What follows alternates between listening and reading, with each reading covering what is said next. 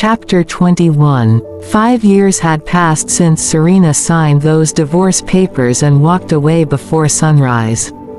Inside the Ashcroft empire, life had continued, outwardly unchanged, but subtly different beneath the polished surface.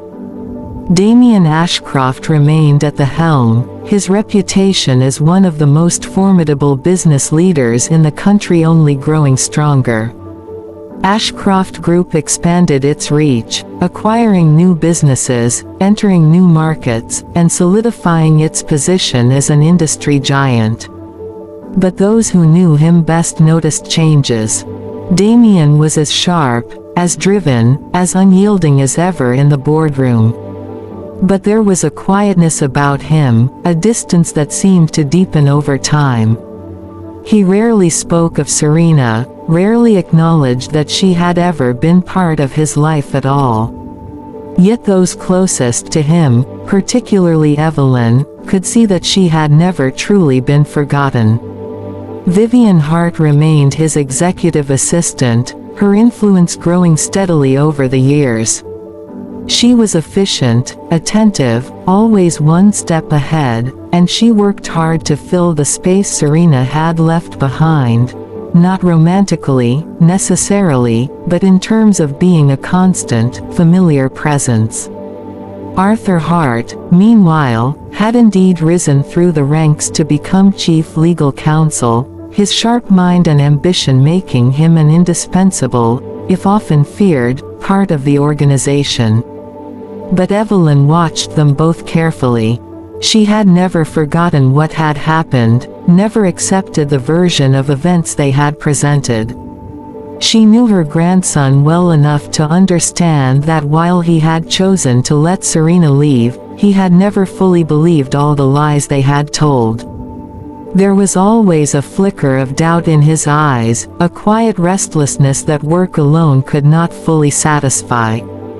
One afternoon, in his large corner office overlooking the city, Damien sat reviewing reports, his expression focused and unreadable.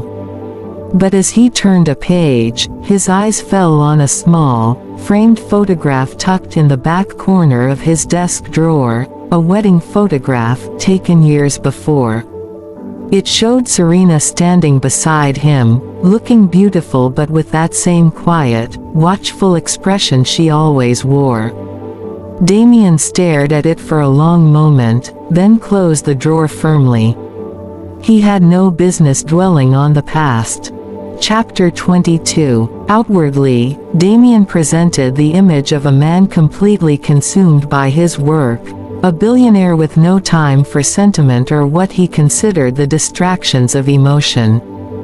But in the quiet moments, when the office was empty and the city outside his window had fallen still, he could not help but notice the spaces Serena had left behind.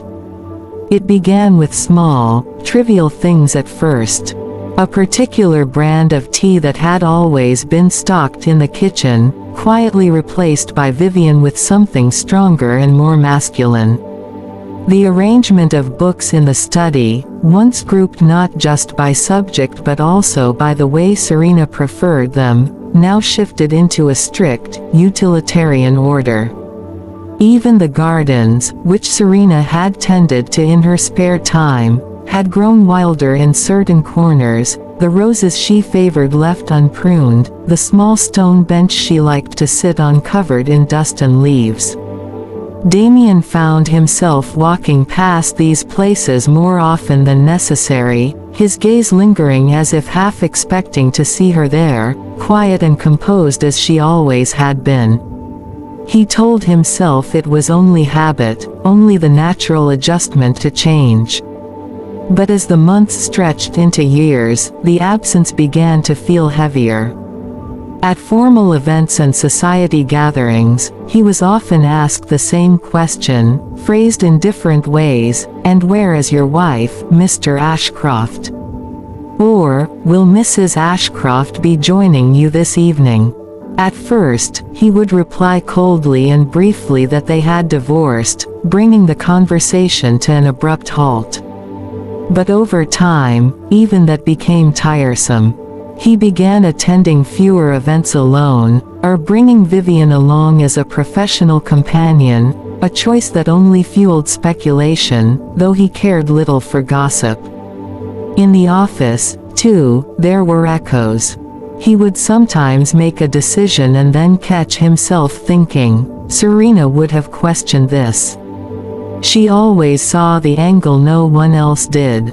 She had never been afraid to challenge him, to ask the difficult questions others dared not voice, a quality he had once found irritating, but which he had slowly come to respect, even if he had never admitted it aloud. One afternoon, while sorting through old files from years past, he came across a detailed analysis Serena had prepared for a potential investment, something she had done out of interest, not duty. It was thorough, sharp, and written with a clarity that cut through the usual corporate jargon. He read it carefully, a strange, unfamiliar feeling stirring in his chest, a mix of regret and reluctant admiration. "Something interesting, Mr. Ashcroft." Vivian's voice broke his concentration. She stood in the doorway, holding a stack of documents, her expression pleasant but watchful. Damien quickly closed the folder and pushed it aside.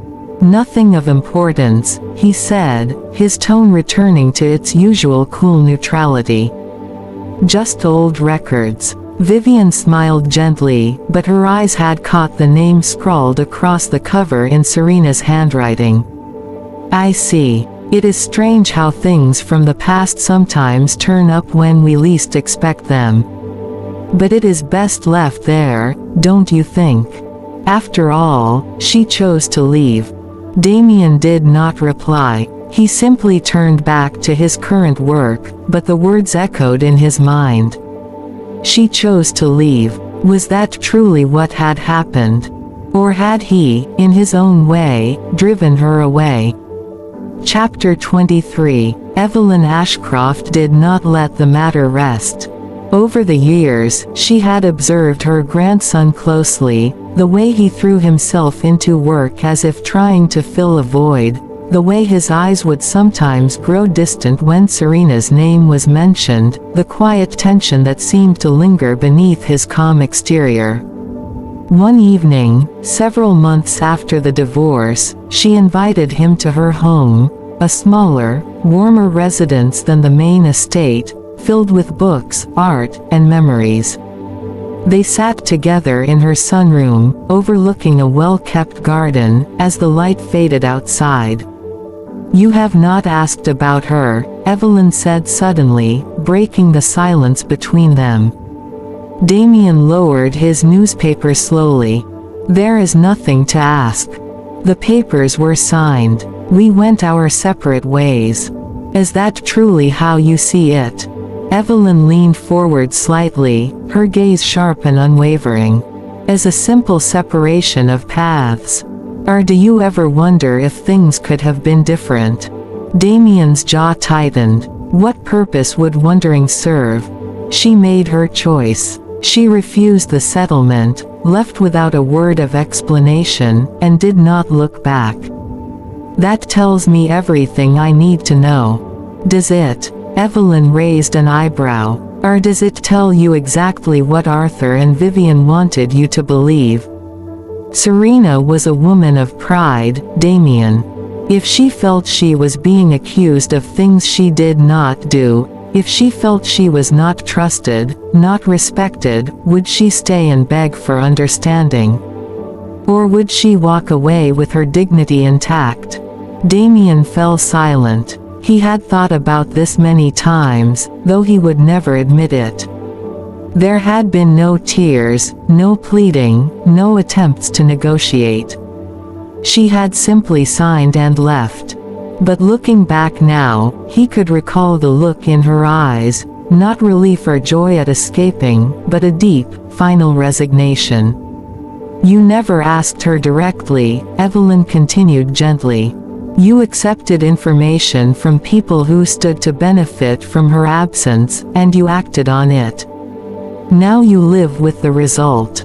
But I warn you, secrets rarely stay buried forever.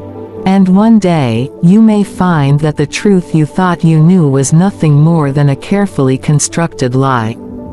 Damien stood abruptly, feeling restless.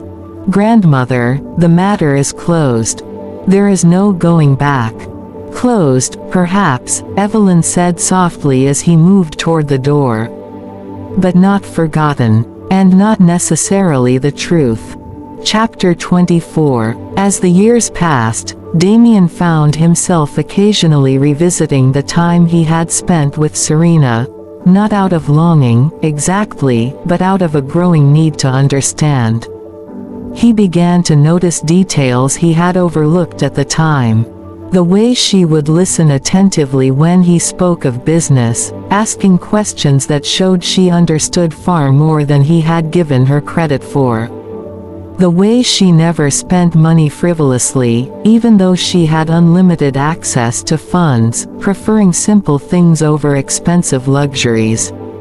The way she would sometimes watch him when she thought he was busy, with an expression he had mistaken for distance, but which he now wondered might have been disappointment or even quiet hope. He also found old belongings tucked away in storage, books she had left behind, sketches she had drawn, letters she had written but never sent, found tucked between the pages of a novel. He hesitated for a long time before opening them, feeling as though he was intruding. But eventually, his curiosity overcame his reserve. The letters spoke not of hatred or a desire to leave, but of loneliness. "I feel like a guest in my own home," one passage read. "I try to reach you, but there is always a wall. I wonder if you will ever let me truly know you." Another said, "I do not need your wealth or your status. I only need you to see me, not as Mrs. Ashcroft, not as a wife expected to fulfill a role, but as the woman I am." Damien read them slowly, his chest growing tight with a strange, heavy feeling. He realized then that he had never truly seen her. He had married her because she was intelligent, composed, and seemed suited to the life he led. He had respected her, certainly, but he had never truly known her. He had been so determined to maintain control, so afraid of vulnerability, that he had never allowed himself to open up, and in doing so, he had pushed her further and further away. But alongside this realization came the lingering doubt planted by Vivian and Arthur. The photographs, he reminded himself. The messages. What if these letters were written before she changed her mind? It was a battle within him, the memory of the woman he thought he knew, against the evidence he had been shown. And in the end, he chose what felt safer: to close the box, lock away the memories, and focus entirely on the work that had always been his refuge. Chapter 25. Vivian Hart was a woman of patience and careful calculation.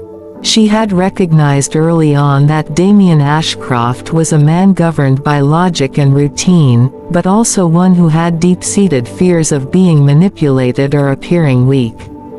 Over the years, she had perfected the art of guiding his thoughts without ever appearing to do so.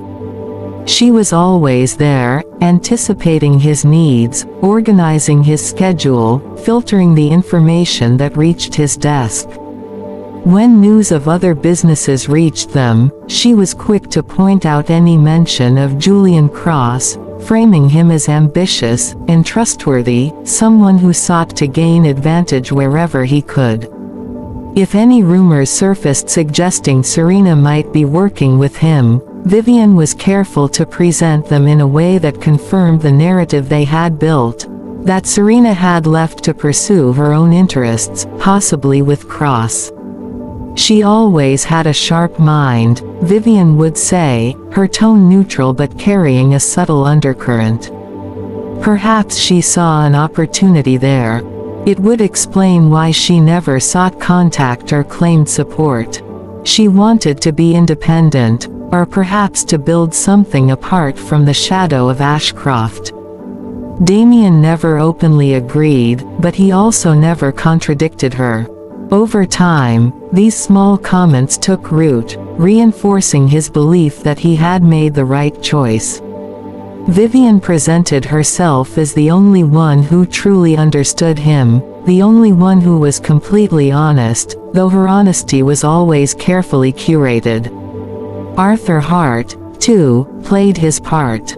In board meetings and private consultations, he would occasionally reference past complications, or the instability caused by external influences, always leaving enough unsaid to remind Damien that Serena's presence had once been seen as a risk to the company's reputation.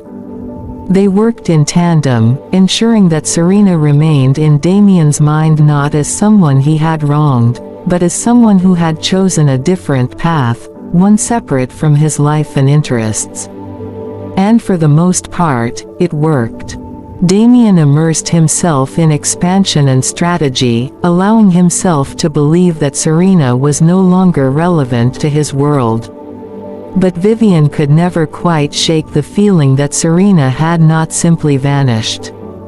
And as the years went by, a small, quiet worry began to grow in the back of her mind, that one day, the past might return in a way neither she nor Arthur expected.